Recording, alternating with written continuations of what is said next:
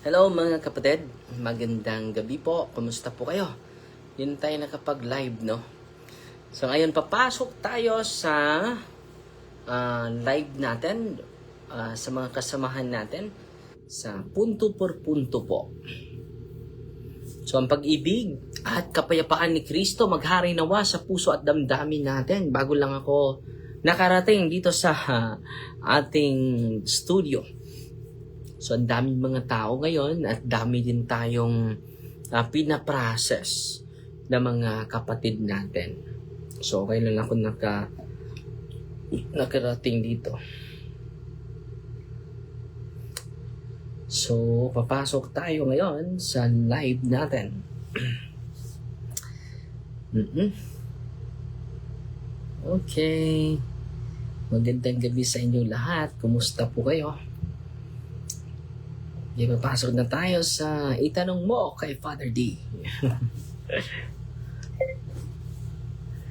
At mag-bless tayo ng mga religious items din yun, no? Okay, connecting. Nandiyan na si Father Darwin. Ayan. I-ano mo kay Father Darwin? I-ano natin din kay Father Darwin. Brigando, i-ano na muna kay Father Darwin bro. Dan. Pwede mong ilipat yung tanong sa kanya para mas maano. Sige, iulit mo yung tanong mo Ate Maria Nesidente at Diyos Father Darwin. Hello po, Father Darwin, good evening. Magandang gabi, kapatid. Nancy. Maria Nancy Diante. Father, kanina po sa church, mayroong mag-asawa po, magtanggap na sana ng magkomunyon na sana. Tapos yung mister niya po yung mister niya lang po ang nakatanggap, siya hindi. Kasi mayroon siyang dalang baby na iwan po siya sa upuan. So ngayon po, ang tanong ko po, Father, pwede ba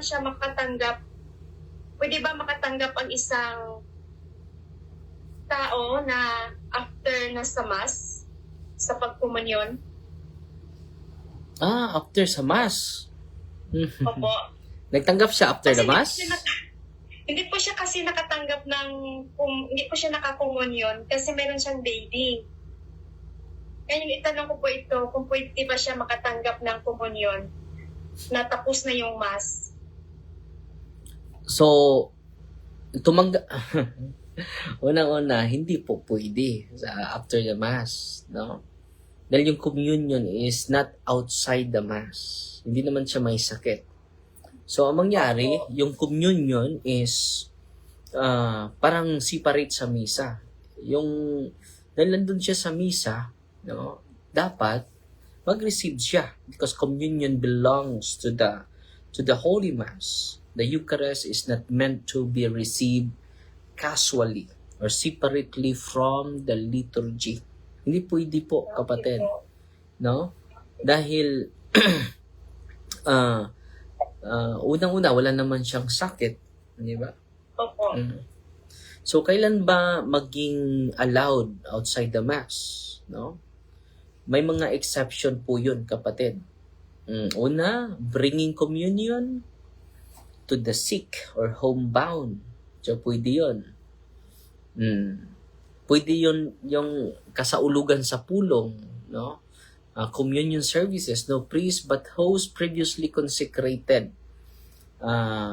Pwede ma-receive nila. Sa mga lugar, di ba, yung KSP, kasaulugan sa pulong. Hindi man ang misa yon, kasaulugan sa pulong yon. Communion services yon. Walang pari. But the host is previously consecrated po. Ano pa? Yung viaticum for someone near death, no? So these are still liturgical acts, not personal or spontaneous reception. So kung ma-arrive tayo ng late, no, do not receive Holy Communion, no, after the Mass just to catch up, no. Instead, make a spiritual communion and prepare better next time. Ito po ay ang liturhiya natin is this respects the unity of the liturgy. Okay? Pero may pastoral clarification po patungkol dito. In some places, a priest may give communion briefly after the Mass for a serious reason. Pwede pala, may exception. No? Someone who truly could not attend properly. No? So kung may pastoral clarification, but this is exceptional, not standard practice. So, merong serious reason. Example, na disgrasya kayo. No, pagdating mo doon sa simbahan ay pangumunyon nyo na. No, hindi mo naman yun sinadya dahil aksidente. So, exceptional po. May exceptional cases but not a standard practice. So, hindi po allowed, kapatid. You cannot receive Holy Communion after the Mass has already ended. Kaya nga, hihintayin yung pinakahuli ng mga lay minister na nagbigay ng communion bago ang final blessing. Dahil it is part of the Mass. Essential part ang Holy Communion. Hindi po pwede, kapatid. Ordinarily, you cannot receive Holy Communion after the Mass. Okay po. Isa na lang po, Father. Kapag naubusan na ba yung pari ng isang ostias? Kasi may dati po nakarinig po ako sa isang priest na naubusan siya ng ostia. Tapos sabi niya, pumunta kayo doon sa kumbento, mag-receive kayo ng komunyon doon. So okay po yun siya. So, kanina, di ba, sinabi ko pastoral clarification. In some instances, a priest may give communion briefly after the Mass for a serious reason. So, kasali na po yun sa serious reason. Dahil siguro yung altar, sacristan mayor ay, nagdanghag. Or unexpected yung mga tao na dumalo. Hindi unexpected ang karamihan, na miscalculate sa sacristan mayor. No? So, kung may serious reason, kapatid, pwede, but this is exceptional, not standard practice. Ang mag-determine nito ang pari, no? Kapatid? Yes po, Father. Salamat po. Isa na lang. Father, kapag magtanim po ng halaman ang isang tao at mabigyan niya ng katulad ng lucky chance, binigyan niya ng kahulugan iyon na pangswerte ito. Ito po bang halaman ay magkaroon ng infestation? Tested siya? Depende po, hindi automatic po. Meron din na nangyari na maging infested ang isang tanaman. So, ang gawin mo, mag-deliverance ka lang. Gamitin mo yung simple form of deliverance. So, magsagawa ng renouncement. Kasali naman sa deliverance yung renouncement. And then, mag-receive ng sacrament of cares. No? Mag-practice ng cares, confession, adoration, rosary, Eucharist, and sacramentals po. And, lawakan lang natin yung ating kaalaman patungkol sa prayer of deliverance dahil makatulong po yun na ma-break yung mga superstitious belief natin. Kapatid? Yes po, Father. Thank you po. Magandang gabi muli po. Magandang gabi, Maria Nancy Denti. Taga saan ka, sister? From Davao po. Davao City? Yes po, Turil. Turil. No, kapunta na ako dyan. So, God bless. God bless po, Father. At sa lahat po. Thank you, Brother Jando. Okay, dito naman tayo ngayon kay Brother, Tonton Balogo. Brother Tonton Balogo, good evening. Magandang gabi po sa inyo, Father Darwin. Magandang gabi, Brother Tonton. And then, happy Easter Sunday and Good Shepherd once again. So, first katanungan ko po, Father, nagsubaybay ako lagi sa PBA, tapos hinahangaan ko dati si James Yap nung nasa Rain or Shine pa. And then yung coach nila is mahilig mag-trash talk, tapos sinabi pa na, yung sa loob ng court, mahilig siya magmura, tapos mag-bully, tapos minura pa yung mga referee kapag na mali yung referee pagtawag ng decision, yung violation. Sa labas naman is mabait lang siya sa labas, hindi madasalin siya. Kasalanan po ba yan sa Diyos Father? Ilagay na lang natin pangalang Coach Yeng Yao. Yung mga salita natin na hindi maganda, basahin natin Matthew chapter 12 verse 36 ba yan, Brother Jando? Matthew, ano yung brother? Matthew 12:36. 36-37. 12:36-37. Okay. Sabi ganito, tandaan ninyo, sa araw ng paghuhukom, pananagutan ng tao ang bawat walang kabuluhang salitang sinabi niya. O walang sala ka o paparusahan batay sa iyong mga salita. Malinaw bro ha. Tayo ay paparusahan sa mga hindi magandang salita natin. So mag-ingat po tayo bago tayo magsasalita, no? It should be a product of our discernment, of our prayer, no? Huwag mag-decide na base sa emosyon. Dahil yung emosyon ay pabago-bago po yun. Now, let us speak based on values, truth, and virtue. Yan ang kinakailangan natin eh. So, malinaw na malinaw. Mismo si Kristo ang nagsasabi niyan. Matthew chapter 12 verse 36. At sabi naman ni Saint Augustine, idle words are not idle in God's sight. Even jokes that wound, no? Yung mga ating mga joke na makapasakit, gossip and murmuring, rash judgment. What we treat as light may carry moral weight before God. So, no, idle words are not idle in God's sight. Sabi ni Saint Augustine of Hippo. No? Delikado po yan na mga kapatid. So, dapat ingatan natin, yung custody of our mind and heart. Kailangan i-guard natin yung ating thought, imagination natin, memory natin. Titirahin tayo sa mga biases niyan. Titirahin tayo sa mga negative experiences natin, yung memory natin. And then, maapektuhan na yung disposition natin. Puno na tayo ng galit sa buong araw.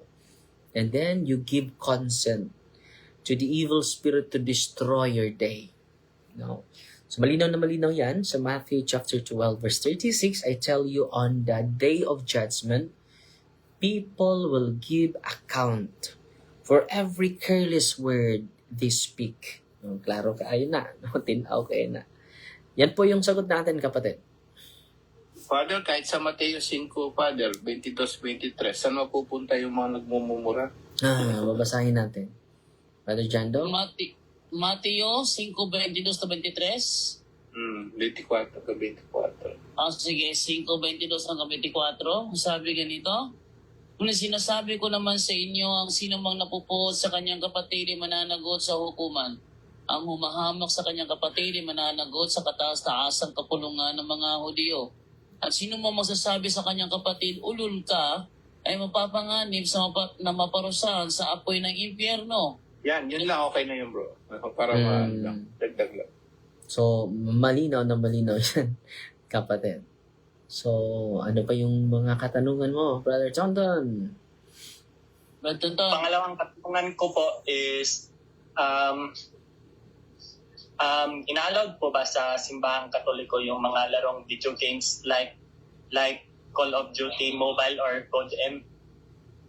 Unang-una, yung Mobile Legend, no? Demonic games po yun. One of the demonic games, no?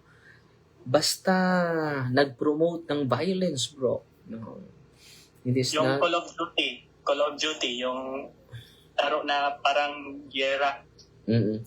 So, hindi naman lahat, bro, pero mag-ingat po tayo basta nag-promote ng violence. Yung gira is, unang-una, basta nag-promote ng opposite sa gospel values, no? So, hindi lahat demonic, no? Pero it will lead us to greater influence from the evil intention. No? Yung gira natin, parang normal na lang sa atin. No?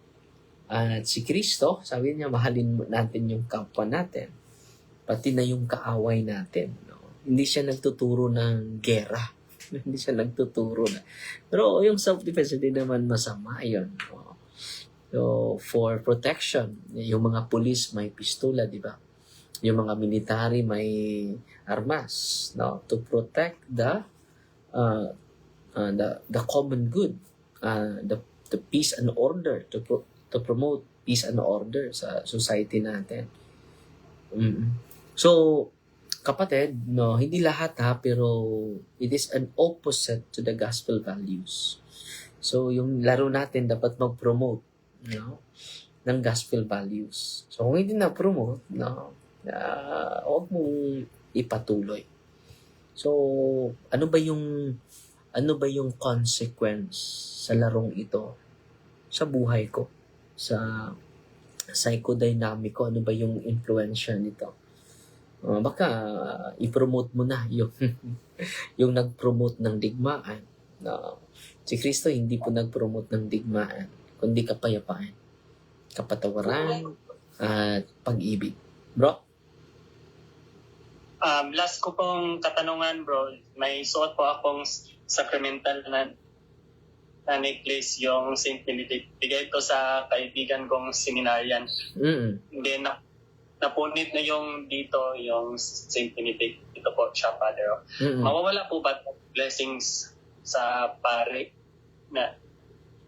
Hindi mawawala, bro. Hindi mawawala. Until nandyan pa yung object. Mawawala lang or ano lang siya, mawala yung blessing kapag mabasag or mapunit or ma-damage. Hindi ba yan na-damage? Ito kasi may cellophane kasi ito, may kagaya kasi ito may kulay asol tsaka ginto na to sa sa patakilid,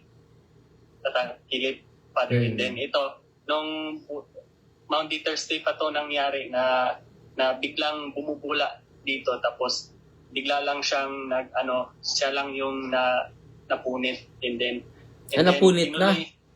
Napunit na, bro? Yes. So, ilibing Yes, mo bro. na lang yan, bro. Bili ka na lang bago. So hindi na po to siya allowed. Dahil na-destroy na eh. Kasi tinanong ko lang to dahil Na-damage baka mapunta pa sa superstitious belief. Na-damage na eh. And then, pwede mo niyan ilibing at bili ka na lang ng bago at ipa-bless mo sa pari natin. Sige po, thank you po, Father. Actually, tinanong ko lang yung about kay Coach Ying Yao dahil actually, PBA fans po ako, and then meron po kaming fans club ni James Yap, and then yung hindi naman na inidolo ko siya na todo, kundi ginamit ko tong pangalang James Yap para maging inspired bilang isang Catholic youth. And then, nagawa ko pa siyang acronym. So, mahaba po kasi yun, Father, yung acronym. And then also sa Call of Duty, dinanong ko lang upang maalam ko na parang hindi nagturo ang simbang Katoliko maglaro. Tapos dinidelete ko sa phone ko, tapos pinalitan ko siya ng chess mobile dahil yun kasi yung hobby ko nung high school pa ako. And also gusto ko din maging leadership katulad mo, Father. So yun ang purpose ko kung bakit nagtanong ako about sa pagiging leadership. And then kay Coach Yang na lagi ko siya nasubaybayan every huddle. Kapon lang nanood ako ng PBA. Minumura pa yung player sa Pure Foods or Magnolia nga na ngayon, Father. Eh bro, wag mo na ibalik yung tanong mo. Ano pang tanong mo, bro? Ay, yan na po. Yan po, Father. Sige. Tapos na po. Sige, God bless, bro. Natagutan natin yun. No? God bless, bro, Ton. Para mabigyan natin ng iba ng pagkakataon. Salamat po, Father. God bless. Okay. So, dito naman tayo ngayon sa Ate Edna. Nakarisan si Ate Edna. Si Pastor Lake. Wait lang muna aki mo na yung admin si Pastor Lake. Ate, wait lang Ate Edna. Nandiyan si Pastor Lake. Baka may si Pastor Lake dito. Okay. Pastor Lake, good evening. Pastor Lake, unmute. Ay, nakapasok na ba ako? Yes, bro, go ahead. Pwede ka magbukas ng camera? Paano ba to? Okay. Zoom pala to. Akala ko personal na Akala ko sa messenger. Okay. Padre Darwin, may matatanong Padre Darwin, si Pastor Lake. Pastor Lick, magandang gabi, Pastor. Pastor ng ibang sekta? Ang pangalan niya, Pastor. Magandang gabi po. Magandang gabi, Pastor. May gabi. Nagpa-reserve ako ng para makapagtanong at least. Sige, kapatid. Ilang tanong po ba pwede? Ano ka ba, pastor sa, pastor yung pangalan mo? Alec, Pastor Alec. Apostolic po kami pagkagaling. Akala ko, may kaibigan ko na pangalan pastor din eh. Sige, Pastor. Apostolic Church? Apostolic Church? Saan? Apostolic Church. Saan ka ngayon, bro? Ngayon, dito po sa Antipolo sa ngayon. Antipolo. So, welcome. Galing na rin ako ng Mindanao. Welcome dito sa programa, Pastor Lake. So, ano mo yung katanungan mo? Maraming salamat. Sa Juan 17:3 kung okay lang po. Juan sa pagka-Diyos. 17:3. Sa pagka-Diyos ni Cristo? Sige bro, anong... It's all about paniniwala ng mga John, anong talata bro? John chapter 17? Juan 17 verse 3.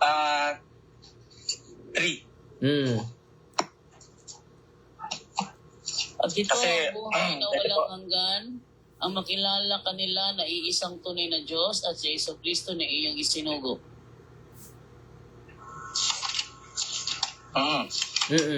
Bali, ang tanong ko po dito, Father Darwin, based on this verse 3, ito ang buhay na walang hanggan na ikaw ay makilala nila na iisang Diyos na tunay at sa makatwid bagay si Yesu Cristo na iyong sinugo. Kasi napansin ko po, Father Darwin, ang aking observation sa mga denomination at iba-iba mga sekta like Baptist Church, Seventh-day Adventist Church, even Pentecostal naniniwala dito. Tapos sa mga iba pang relihiyon, pagdating din po sa paniniwalang Catholic, halos wala na po akong makitang pinagkaiba sa paniniwala sa Trinity. Regarding this verse, this is the life eternal, that they may know thee, the only true God, and Jesus Christ whom thou hast sent. So pare-pares ang kanilang paniniwala Trinity. Ito rin yung paniniwala po ninyo, di ba, Father Darwin? Pero ang tanong ko nito, bakit ho kinokondem nyo ang ibang relihiyon na hindi maliligtas? Gayong sinabi ng Biblia, this is the life eternal, that they might know thee.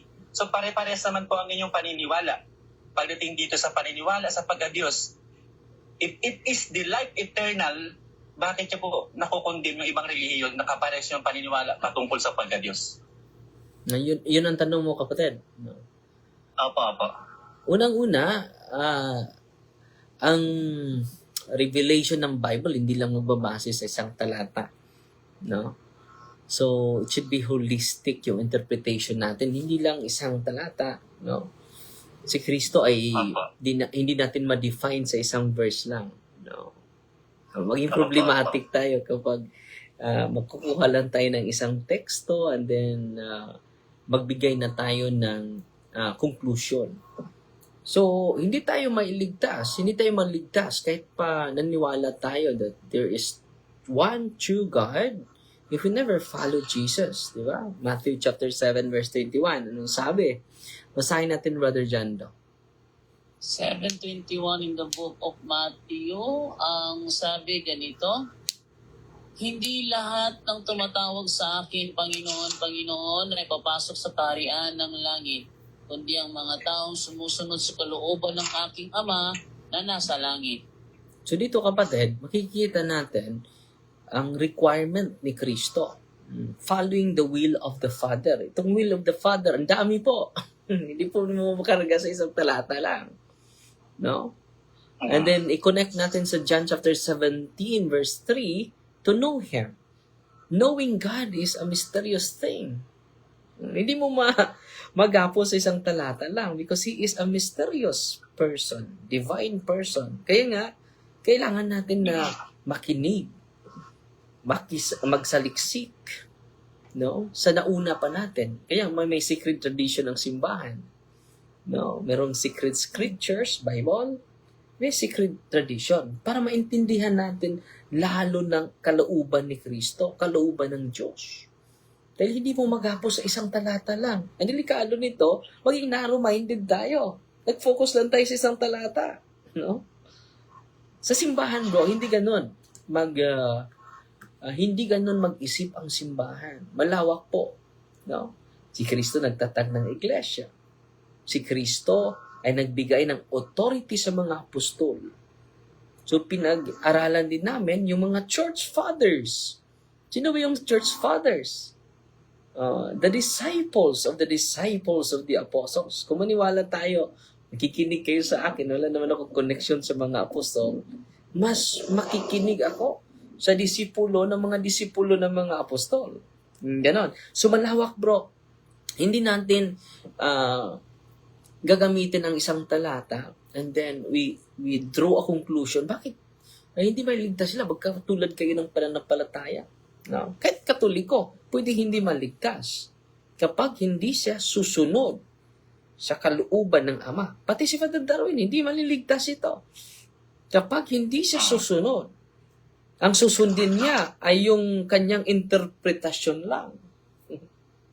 Ang pagbabasa ko lang ng Biblia. Kaya kahit pare ako, kapatid, hindi ako magbigay sa iyo ng personal interpretation ko. May Catechism of the Catholic Church kami. No, ito yung turo sa simbahan. So, panaig yung turo ng simbahan, hindi yung opinion ni Father Darwin. Sino ang kabahan natin? No? Sa simbahan, Katoliko, at sa Protestante. Dahil yung mga Protestante, they are based on their own opinion and interpretation of the Bible. Pero ang simbahan Katoliko, kahit pare ako, bro, hindi ako mag-rely sa sarili kong unawa. Ay, example ngayon, no? Sumasagot ako sa iyo. Yan ang natutunan ko sa seminary formation ko, no? Na mag-rely tayo sa katotohanan. Ang katotohanan ay binigay niya sa mga apostol, kaya nga sabi ni Kristo, na Apostol San Pablo, the church is the foundation and the pillar of truth. So, anong simbahan? Hindi basta-basta, bro. No? She is the pillar and the foundation of truth. 1 Timothy chapter 3, verse 15. Example, naniwala ka nga, there is one true God. Pero you reject the church He founded. So, it is a pride. It is an intellectual pride. Example ako, alam ko na ang Pentecostal church founded by Jesus based on historical books. Pero because of my pride, hindi ko tatanggapin ang Pentecostal church. No? Kung ang born again ang tunay na tatag ni Kristo, i-reject ko, no? Jesus is founded His church. Hindi po yan implied. Explicit po yan. You are Peter, and upon this rock, I will build my church. So, sa tanong mo, bro, pwede ako hindi mailigtas kahit Katoliko pa ako. As long as I never follow the will of God. Never follow the will of the Father. No? Sa 12 apostles, may Judas eh. Si Kristo na. Okay, follow up. Sige Father pala, bro. Darwin,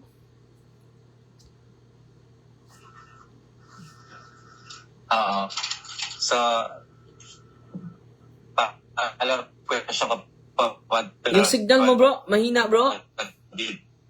Ito pa na sa aking katanungan na the same belief. Bro, paputol-putol yung signal mo. Bro, ano nangyayari sa signal mo? Putol-putol. Baka sa signal. Sige, bro, patuloy, bro.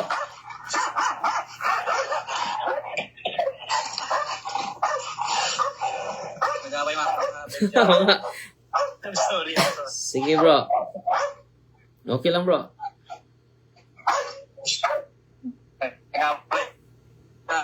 Paputol-putol yung signal mo, bro. Paputol-putol yung signal niya, Brother Jando.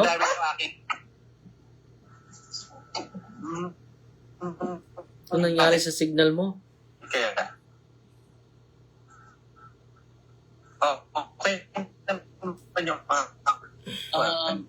Pastor Lek, umihina yung signal mo, Pastor Lek.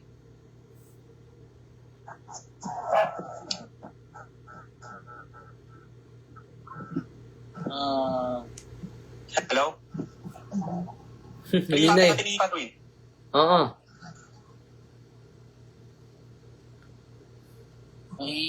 Mahina yung signal niya. Sayang.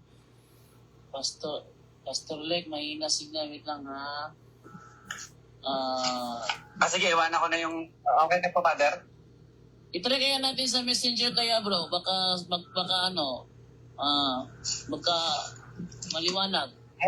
Sige. Tagatigar natin. Sige, try sa messenger natin ha. Kasi minsan lang si Pastor Sige Lek. po. Sige. Sige, out. Yep. Mag-out ka na lang muna sa Zoom, bro. Mag-out ka muna sa Zoom. Ilan ba to?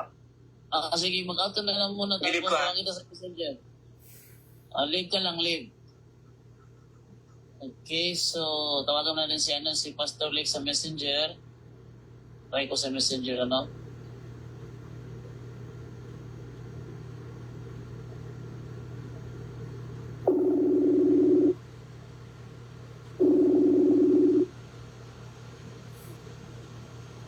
Hello?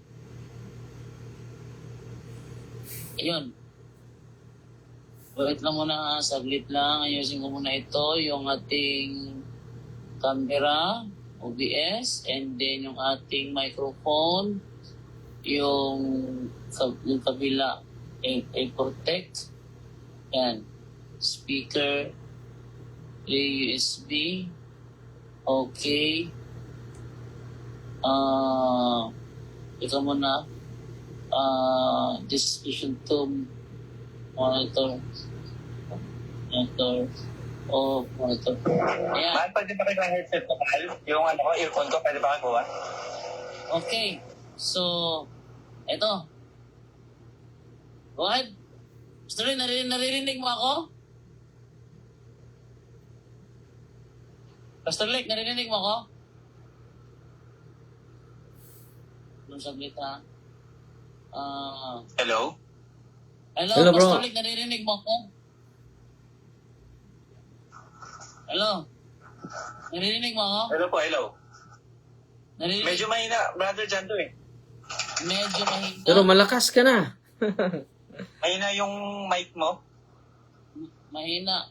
Eto, malakas yan. Yan bro, malakas yan bro. Sige. Tuloy mo lang, brother Pastor Lek, kasi naririnig ka naman dito. Malinaw ka naman dito eh. Okay, sige. Continuous yung aking pagtatanong po, ano? Continue. Okay, Father Darwin, iwanan ko na yung tanong ko kanina. Pangalawang tanong ko, bahin sa kaluwasan na pudni.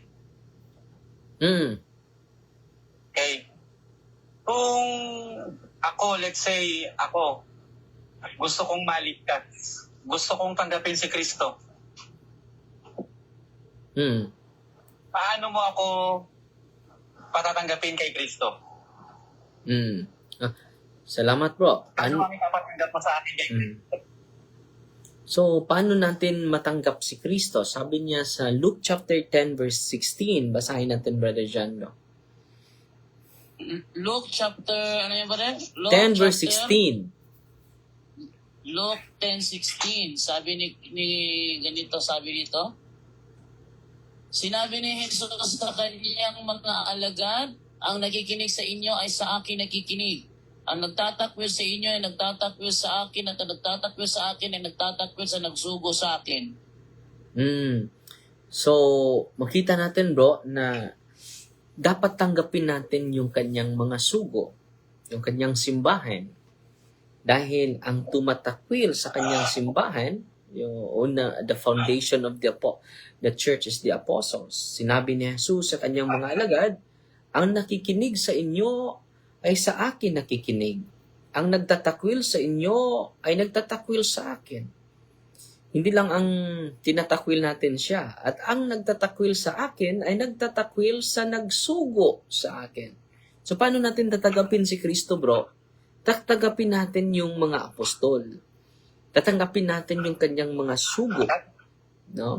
So, tinatanggap natin si Tatanggapin Kristo. po yung Ang mga sinugo ni Kristo, yung kanyang simbahan. No? At yung nag-persecute sa kanyang simbahan, si Kristo ang pinipersecute natin. No? Sa Acts of the Apostle yan. nag-aaway mga ako. Mahal, pakilabas nga yung ano, Mahal, mga alaga ko. At sabi naman sa Acts of the Apostle, bro, nung pinipersecute niya yung mga apostol, yung mga membro ng simbahan ni San Pablo, Saulo siya nung dati, sinabihan siya ni Kristo, Saul, Saul, why do you persecute me? No? Okay po. So dito mga kapatid, dapat tanggapin natin yung kanyang simbahan because the church is His body. Colossus chapter 1 verse 18. Basahin natin, Brother Jando.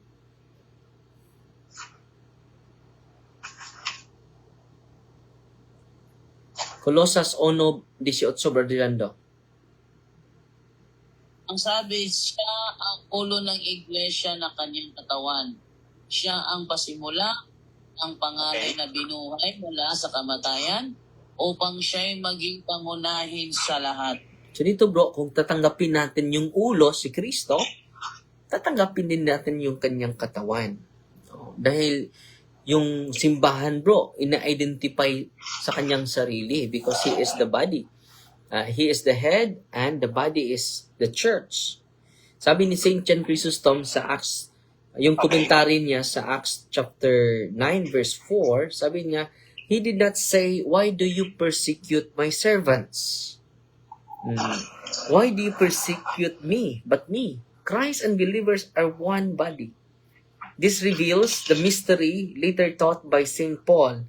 We are the body of Christ. No? So, ang pagtanggap natin ni Kristo, bro, hindi lang tanggapin natin siya as head. Tatanggapin din natin yung katawan niya. Yung simbahan na tatag niya.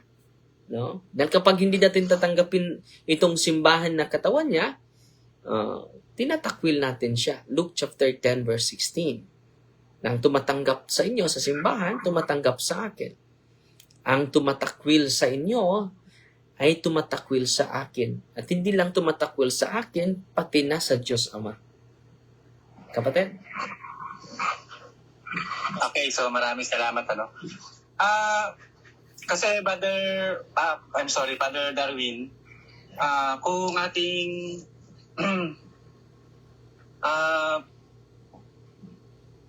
susundan yung teaching ng Biblia,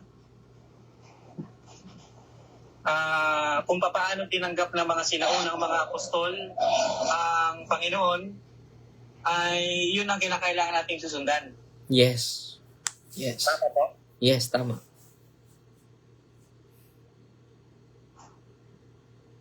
Kung paano tinanggap ng mga sinaunang mga alagad ng Panginoon, ganun po natin dapat ito tatanggapin kung paano nila ito tinanggap. Yes, yes, yes. Tama po ba yun, Father Darwin? Tamang-tama, Yes, daw. kapatid. Tamang-tama, kapatid. Yes daw, bro, yes. Yes, bro. Pastor Lek, narinig mo, Pastor Lek? Narinig ko pero medyo napuputol eh. Ang sabi ni Father Darwin, yes. Tanggap niya, tanggap. Kung paano po tinanggap ng mga sinauna mga apostol, gano'n natin tatanggapin. Kasi kung isusubok Bida naman yung signal ni Pastor Alex. Mahina pa rin. pag Mahina na lang. Messenger na to. Mahina pa rin. yung sinasabi ni Father Darwin doon sa sinasabi ni Apostol Pablo. Kung malakas naman, nakapulbar ako eh. Mahina pa Pero kasi. okay na ngayon. Okay na bro. Ulitin mo bro. Dati naman, di ba ang lakas ng signal natin, di ba dati? Oo, ngayon talagang yung mukha mo nga, ano na siya, hindi na nakikita yung mata, yung blurry na masyado. Sige, ituloy mo lang, Pastor, kasi nag-yes si Father Darwin sa tanong mo kanina.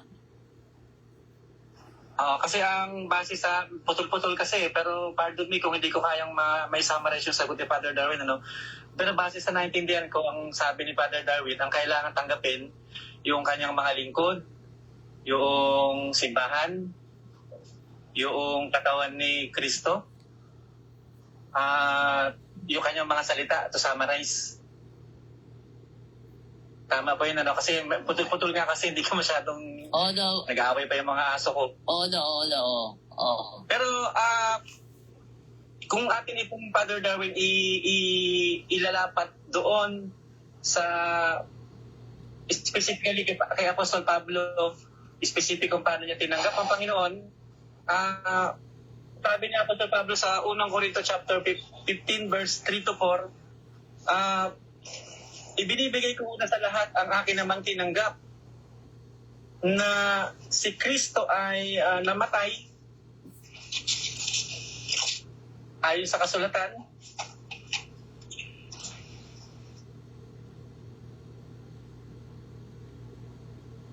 at siya inilibing, at siya ay muling binuhay na maguli ayon sa kasulatan. So, meaning to say, kung si Apostol Pablo ang ating pakikinggan, at i-compare natin sa sinabi ni Father Darwin, ay ito'y hindi sila pitid. Paano niyo po yung may reconcile, Father Darwin? So, salamat bro. No? Unang-una, yung pagtanggap niya sa mensahe, hindi siya makatanggap ng mensahe without the church, no? Without the church. So direct yung pagpili niya dahil si Kristo mismo ang tumawag sa kanya, yung founder ng simbahan. At after that, basahin natin Brother Jando, nag-courtesy call siya ni Pedro. Galatia chapter 1 verse 18. Brother Jando, basahin natin. 1 verse 18, ang sabi ganito, pagkaraan ng 3 taon, pumunta ako sa Jerusalem upang magipag-usap kay Pedro at 15 araw kaming nagkasama. So, dito bro, no, sa pagtawag niya, directly, tinawag siya sa ating Panginoon eh. Pero hindi siya nag-isolate sa simbahan na tatag ni Kristo. Na sabi niya, you are Peter and upon this rock I will build my church. Sa Galatia chapter 1 verse 18, pumupunta talaga siya, nag-courtesy call siya. Hindi niya siniseparate yung sarili niya kay Pedro. So, kung isipin mo na naka-receive na siyang mensahe at mag-separate na siya sa sarili niya, hindi ganon. Yan ang simbahan is one. John chapter 17 verse 10, Brother Jando, basahin natin. John chapter 17 verse 10. Okay, John 17:10, ito na masabi sa John, ang lahat ng sa akin ay sa iyo at ang lahat ng sa iyo ay sa akin at naluluwalhati ako sa pamamagitan nila. 11 bro. 11. At ngayon, ako'y pupunta na sa iyo. Iniiwan ko ng sanlibutang ito, ngunit sila ay nasa sanlibutan pa. Amang banal, ingatan mo po sila sa pamamagitan ng kapangyarihan ng iyong pangalan, ang pangalang ibinigay mo sa akin upang kung paanong ikaw at ako ay iisa, yun din naman sila ay maging iisa. Sa 1721 pala, Brother Jando.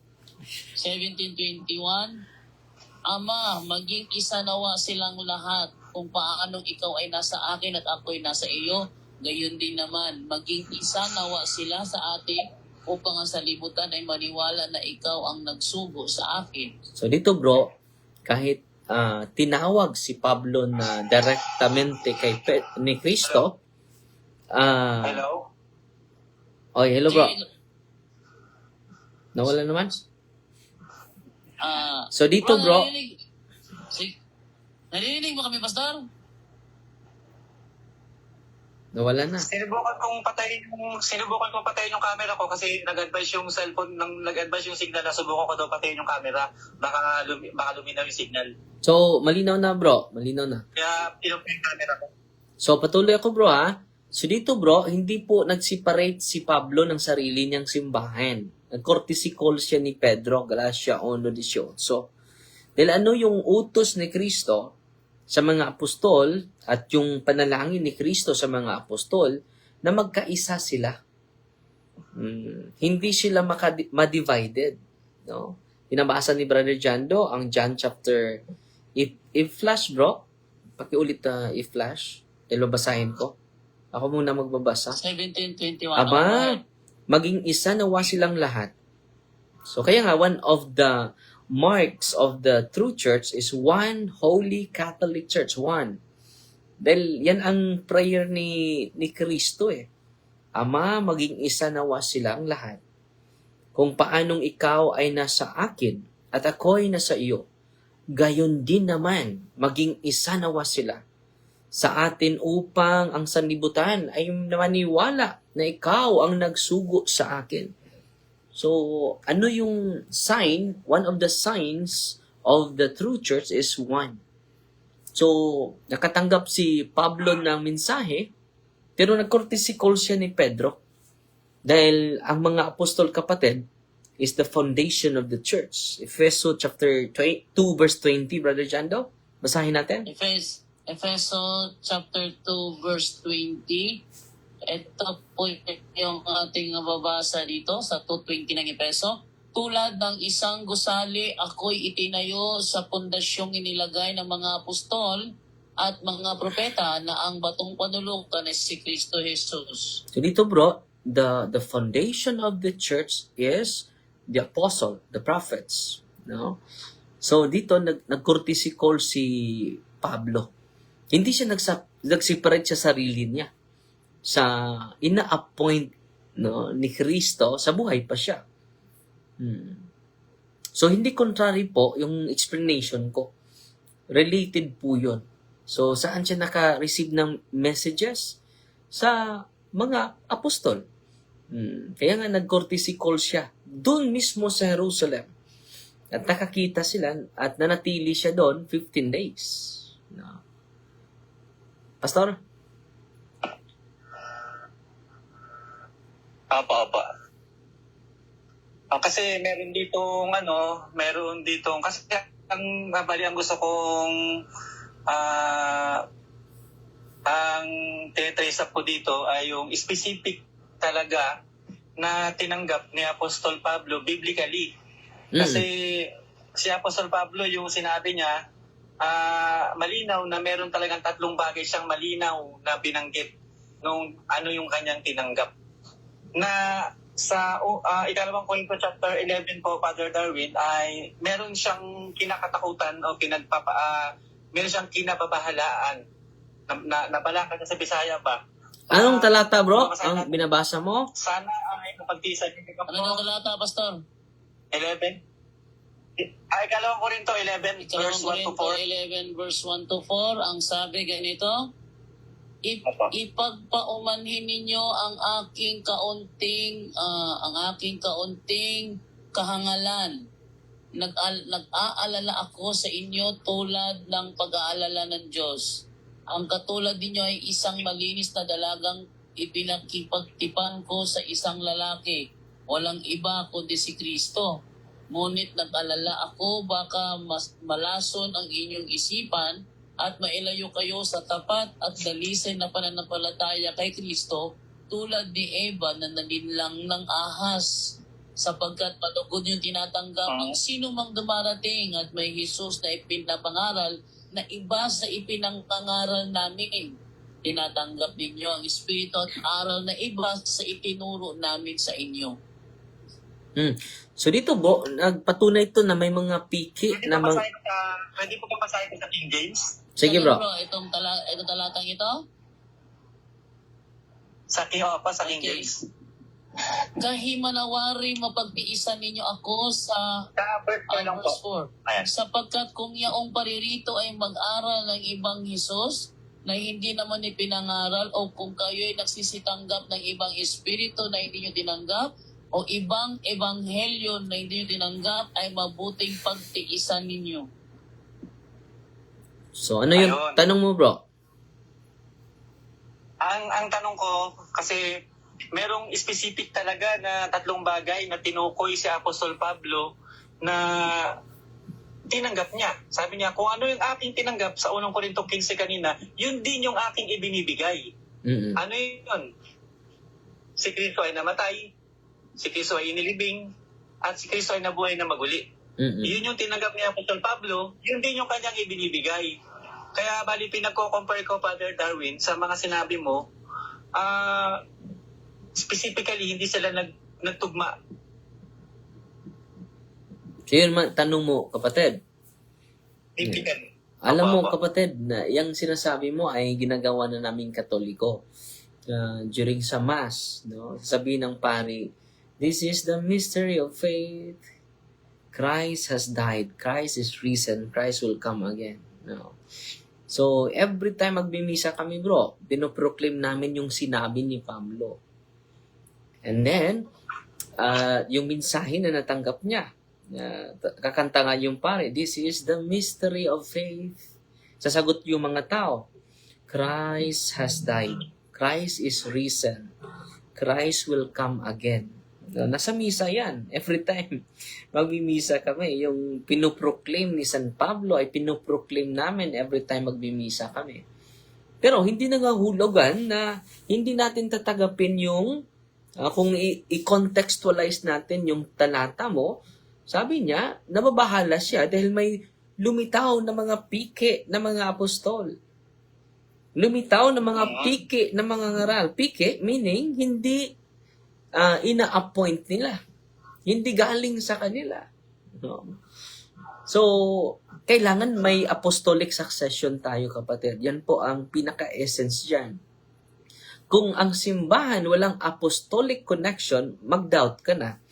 Ma-qualify tayo sa false prophets, false apostles, false messengers.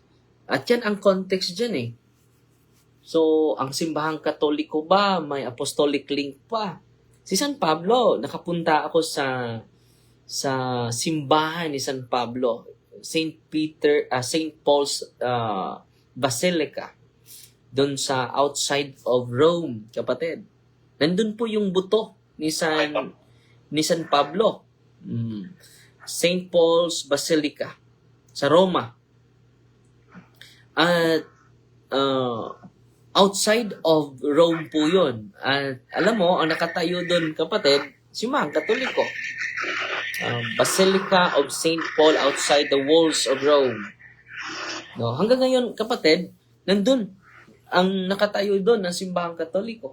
So, therefore, yung buto ni San Pablo nandun. Nandun sa altar. No? At 2 beses na ako nakapunta doon. It is attested by modern archaeologists na it is the bones of Paul. At yung St. Peter's Basilica, bro, nandun ang buto ni San Pedro. No? Attested by science. No?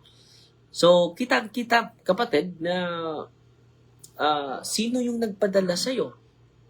Example sa akin, ang nag-ordina sa akin, pinadala ba yun sa Diyos? Ang obispo na nag-ordain sa akin. Ang nag-ordain sa akin ay si Bishop Leonardo Medroso. I-trace natin. Baka piki na ano ako. Piki na pari ako. No? Kung hindi ako makonect kay Pedro. So, si Bishop Leonardo Medrosa ang nag-ordain sa akin at si Bishop Medroso ang nag-appoint sa kanya ay si John Paul II. At si John Paul II is one of the successors of Peter. Sino ba si Pedro? Siya yung unang nakatanggap ng susi. So, makonect kami, bro.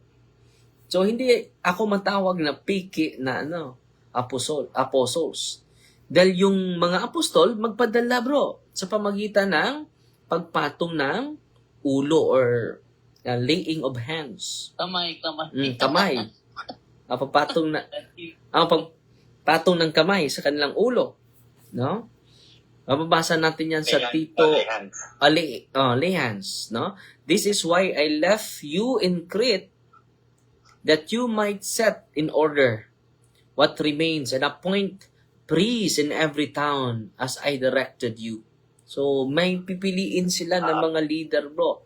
Hindi nila iiwanan na walang appointed leader. Hindi po yung self-appointed. So, dito, bro, hindi natin masiparate yung mensahe sa sinugo. Dapat hindi natin i-separate yung message at sa messenger. No? Kapag i-separate natin, ma-confuse na yung mga tao. No? Mag-focus lang tayo sa message. At sabi ni San Pablo sa Roma chapter 10 verse 15 ba yun, Brother Jando? Basahin natin. Romans chapter 10 verse 15. Okay, ang sabi ganito, 15. At paanong makakapangaral ang sino man kung hindi siya isinugo? Tulad ng nasusulat, kay gandang pagmasdan ng pagdating ng mga nagdadala ng magandang balita. So, dito bro ha, at paanong makapangaral ang sinuman kung hindi siya isinugo? No? So, hindi natin i-separate yung authority at yung message. No? Kung magdadala ka lang ng message, wala kang authority. Sino maniwala sa'yo? So, dapat may authority ka. At ang pinaka mabigat na prueba na may authority ka, may apostolic connection ka. Hindi lang yung nagbabasa ng Biblia. Delikado po yun. At naging pastor na. Naging pare na. Hindi pwede yun. No? Dapat i-appoint siya. At yung nag-appoint sa kanya, may direct connection or kung hindi man direct, may apostolic succession. Hindi naman tayo direct kay Kristo, di ba? May apostolic succession. At ang Katoliko lang po, kapatid, ang may apostolic connection. Galing kay Pedro, ika-266 na Papa, si Pope Leo XIV. Makonect po yan kay Pedro. At ang Katoliko lang po, historically speaking, ang meron niyan. So lahat ng mga simbahan na hindi makakonect sa mga apostol, dahil ang mga apostol is the foundation of the church, matatawag sila ng mga false prophets. Mapatawag sila. So, itong reminder ni Pablo ay matamtamaan yung mga tao, yung mga pastor, yung mga pari na walang koneksyon. Walang apostolic succession. Bro, wala na tayong oras. Pwede ba makabisita ka sa sunod? Alam, question ko po doon. Another question na lang. Bro, wala na tayong oras, bro. Pastor, sabi ni Padre Darwin, baka last question na lang yan. Next Sunday na lang ulit. Kasi mayroon pa Thursday, siya. may Thursday din, bro. Last question na po tayo, Father Darwin. Okay lang? Sige, bro. Sige, go ahead. Last question. Sige, go ahead. Sa ordination ninyo, Father Darwin, meron kayong ibinigay na specific na tao. Hindi ko lang natandaan kanina kung ano po ang pangalan ng tao talaga na kanyang pangalan. On your ordination. Pero ang tanong ko, Father Darwin, sino, since nag-claim ka rin marahil na ikaw ay napuspos ng banal na espiritu, sino po ang specific na tao, ano ang kanyang pangalan, na nag-confirm sa inyo na kayo ay nakatanggap ng banal na espiritu? Sino po yung tao na yun? Unang-una, nakatanggap kami ng Banal na Espiritu, bro, during baptism po. Dahil yung baptism, sa pamagitan ng bautismo, nakatanggap tayo ng Banal na Espiritu. Mababasa natin yan sa unang Korento 12:3 si Brother Jando. Unang Korinto 12:12 hanggang 13. Yes. Okay, timbasahin. Hindi po, kung sino lang po muna yung nag-confirm. Yung nag-confirm lang po. Granting naniniwala ako na meron ka ng Espiritu Santo na nakatanggap ka. Ang tinatanong ko lang, sino talaga yung nag-confirm? Kasi i-base natin dun sa Biblia, si Apostol Pablo, nag-confirm talaga na ang mga ito ay nakatanggap ng Espiritu Santo because they heard them speak with tongues. So granting na hindi nyo pinaniniwalaan yung speaking in tongues, pero ang tinatanong ko lang, sino talaga yung nag-confirm na kayo po ay nakatanggap po ng Espiritu Santo? Unang-una, bro, sa during baptism ko, no? Ang nagbautismo sa akin si Father Istoke. Namatay na po, no? Through baptism we receive the Holy Spirit. At hindi totoo na hindi kami naniwala sa speaking in tongue. Merong speaking in tongue talaga. Yun po yung nangyari sa Pentecost. At itong speaking in tongue is given only for a few after the Pentecost. Hindi lahat nakatanggap ng speaking in tongue, no? Na lahat na kayo magsasalita ng ibang lingwahe, no? Sabi ni San Pablo, kung magsasalita tayo ng lahat ng ibang lingwahe at may bagong convert na papasok sa atin, bagong na convince natin at magsasalita na, sasabihin ng mga tao, tayo ba'y baliw? hindi siya nakakaintindi. Paano siya mag-say amen na hindi niya naintindihan? So, may speaking in tongue, may authentic speaking in tongue, may demonic speaking in tongue din. So, ang simbahan ay maingat po sa ganon. So, kami ay naniniwala, may authentic speaking in tongue. It is only given for a few, not by many. No? Sabi ni San Pablo, yung magsasalita ng ibang lingwahe, 2 or 3 lang. At hindi sila magsabay-sabay. Ang nangyari ng iba ay nagsabay-sabay. Paano yun? No, it is a spirit of competition. Sabi kasi ng Biblia, Acts 2:4, they were all, not many, not few, they were all filled with the Holy Ghost and began to speak with tongues. Pero hindi yun ang tanong ko. Ang tinatanong ko talaga, ibig sabihin, nung kayo po ay binaptize sa tubig ng isang tao, kasabay na po ba doon yung bautismo sa Espiritu Santo? Pare, yun ang gagamitin yung tao na confirm na kayo ay napuspos ng Espiritu Santo. Bro, gusto ko na sasagutin, bro. Wala na tayong oras, bro. Pasok ka na lang sa sunod, bro. Welcome ka dito, bro. Kaya ko. Bro. Padre, tuloy mamaya padre, pagkatapos mo. Sige, magpatuloy kayo, ha. Pastor Lek, Maaga kong gigising bukas, eh. Papayag ka ba na pagkatapos ng sacramental blessing, sabi ni Brother John Ray, kayo naman ang mag-usap? Kami ni Brother John Ray? Oo. Okay sa'yo o next time na lang? Sige. Sige. Maraming John Ray, Okay na. Okay sa'yo, Brother John Ray. So, maraming salamat. Maraming salamat. Binigay mo po sa akin. Pastor Lek, maraming salamat, ha. Dahil alam mo, Sige, Pastor, sige. bago lang ako nakarating, dami kong ina-exercise ngayon. So, kailangan na magpahinga ng maaga para ma-recharge naman bukas. Marami kong schedule bukas ng umaga. 3 yung misa ko bukas. Dahil wala akong kasamang pari bukas. At meron pa akong i-interview bukas. So, puno yung schedule ko. Kailangan magpahinga 11. At ito, bro, Pastor, welcome ka sa programa namin. Feel at home sa aming programa. Katulad ni Pastor Lick, no? Lick na pumasok, no? Yan po yung magustuhan ko sa mga lahat ng pastor na kinig ngayon. Welcome po kayo dito. Ako po ay naka-appreciate sa character ni Pastor Lick, no? Na hindi sasapaw, no? Hindi katulad ng iba. Hindi pa ako natapos, no? Sasapaw na.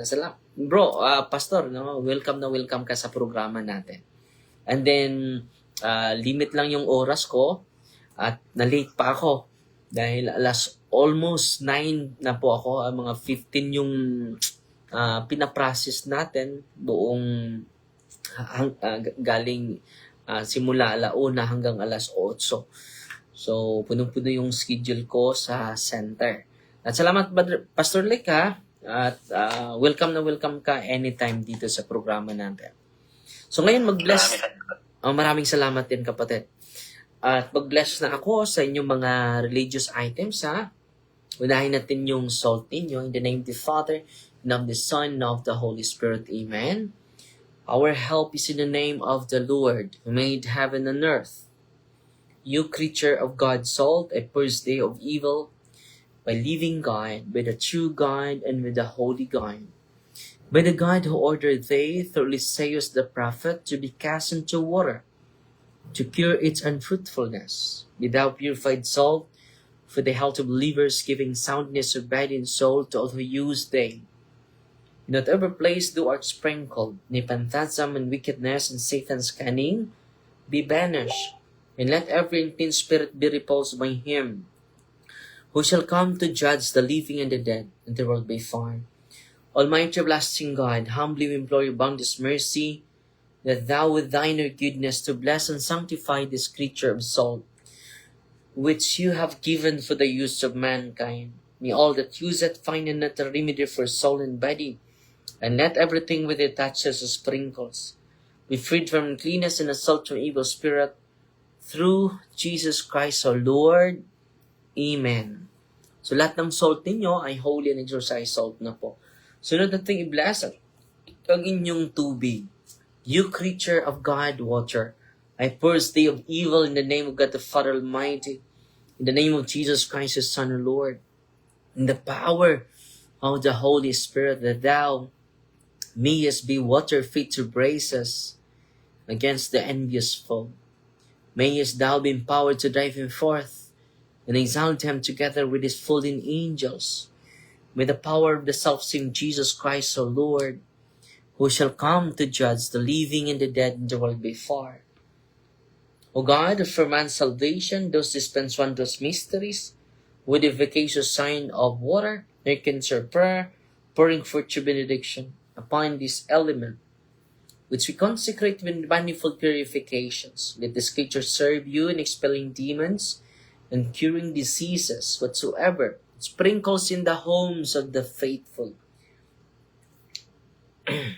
Be cleansed and delivered from harm. Let such homes enjoy spirit of goodness, an air of peace, freed from painful snares by the sprinkling of this water. May everything opposed to the safety and repose of them that rule in be banished, so that they may possess the world being they seek in calling upon your holy name, and be protected from all peril through Christ our Lord. May the salt and water be mixed together in the name of the Father, and of the Son, and of the Holy Spirit. Amen. Haluan nyo ng konting salt yung tubig ninyo. Author of invincible strength, and King of conquerable empire, ever, the glorious triumphant one who restrained the force of the adversary, who overcome the fierceness of differing enemy, who valiantly put down hostile influences, frustrate and first some way beseech thee, Lord. Consider kindly this creature of salt and water, make it honored and sanctify it with thy true sweetness, wherever it is sprinkled in your name. Medievalous infection cease, venomous serve diving afar, but let the presence of the Holy Spirit be ever with us as we implore your mercy through Christ our Lord. Amen. Sunod natin i-bless ang inyong olive oil. Our help is in the name of the Lord, who made heaven and earth. God's creature oil, it casts out the demon from you, by God the Father Almighty, who made heaven and earth and sea and all that they contain. Let the Rosari's power, the devil's legions, and all Satan's attacks and machinations, with his spell driven afar from this creature oil, let it bring health in body and mind to all who use it, in the name of God the Father Almighty, in the name of Jesus Christ His Son, the Lord, in the power of the Holy Spirit, the Advocate, as well as the love of this in Jesus Christ our Lord, who is coming to judge both the living and the dead, and the world before. Lord God Almighty, before whom the hosts of angels stand in awe, and also the service of acknowledgement, please you to guard feebly and to bless and hallow this creature oil, which by power has been pressed from the juice of olives. You have ordained it to contain the sick, so that when they are made well, they may give thanks to you, the living and true God. Grant, we pray, that this will use this oil, which we're blessing your name, may be delivered from all suffering, all infirmity, all walls of the enemy. Let it be a means of averting any kind of visitive for man, made in your image and redeemed by precious blood of your Son, so that he may never again suffer the sting of ancient serpent, through Christ our Lord. Amen. Sunod, general blessing po sa inyong incense. Kung may medals kayo, candles, rosaries, cross, crucifix, handbook, bell, scapulars, sacred images of God, sacred images of the saints, sacred images of angels, or scapular. General blessing ang kasunod, ha? Heavenly Father, through your Son, Jesus Christ our Lord, in obedience to Him, we embrace the ministry He has entrusted to His bride, the Church. Grant now, in your mercy, we pray, a very special and powerful blessing on all religious items, that we will also use the ministry of healing, spiritual liberation, and exorcism, thine that through the blessing you bestow, may it be a very potent and terrible weapon against the attacks of devil when and his legions. May these religious items mighty restrain the devil and his demons, and all unclean spirits, rendering them powerless, unable to harm the flock to your priests and people, to whomever. These are used in the exercise of the ministry, wherever it is kept. May unclean and diabolic spirits flee in fear, never daring to harm, nor even approach. This we ask, through the same Christ our Lord. Amen. So lahat ng mga religious items ninyo ay holy and exorcised sacramentals na po. So mag-simple prayer lang tayo ng deliverance, ha? In the name of the Father, and of the Son, and of the Holy Spirit. Amen. In the name of Jesus, I forbid any demonic interaction and communication, and I seal this area, or all our area, with the precious blood of Jesus Christ our Lord. Amen. In the name of Jesus, I break the seal and the consecration upon you. In the name of Jesus, I break all curses sent against you and all spells around you. In the name of Jesus, I break any unholy ties, links and bandages between you and all berserkers and spirits. In the name of Jesus of Nazareth, just tremendous power as God, and His most powerful and salvific name, I rebuke, repudiate, bind, and cast out all unclean spirits, or spirit of oppression, or spirit of obsession. I command you to depart from them, and fill them with your presence, love, healing, and consolation. I seal you with the most precious blood of Jesus Christ. I consecrate you to the sacred heart of Jesus, Immaculate Heart of Mary. Amen. The Lord be with you. And with your spirit. May Almighty God bless you. In the name of the Father, the Son, the Holy Spirit. Amen. So, mga kapatid, maraming salamat po sa inyong pasensya na kayo na late po ako dahil marami po yung nangangailangan ng tulong, processing ng mga kapatid natin and deliverance, no? Isa sa mga ini-entertain natin, may 33 years old na guro, teacher, na grabe yung obsession niya, no? At hindi lang obsession, kundi nasapian talaga ng higit sa 5 ng mga demonyo. At ang nangyari, mga kapatid, during exorcism, nag-reveal yung mga demonyo, ang pangalan niya, isa sa mga pangalan niya ay si Asmodeus. Ito si Asmodeus, nagsasalita, nakapasok kami sa kanya dahil babaero siya. Ang daming mga babae sa kanyang buhay. Yan ang sabi ni Asmodeus. At alam naman natin, Asmodeus is the demon of lust, kalaswaan. No? At after sa exorcism mga kapatid, tinanong ko yung pasyente, ilan ba yung kasintahan mo? Sumagot siya, 40 po, Father. So, ang dami. Sana all. 40 yung kanyang kasintahan, nobya niya. No? So, nagsagawa tayo ng unholy soul ties, renouncement of unholy soul ties, at sinasamahan pa natin siya, bagong pasyente natin, pinaprocess pa natin siya, hindi madali yun.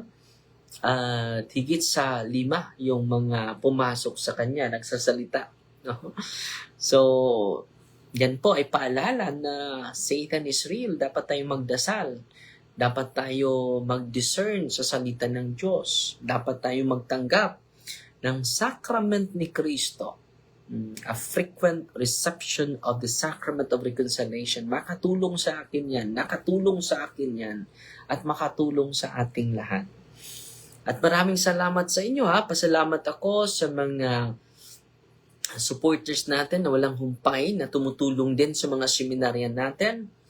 At maliit lang yung binayad natin ngayon, 26,000 lang dahil yung mga theologian ay hindi pa sila, bago lang sila nag-summer vacation.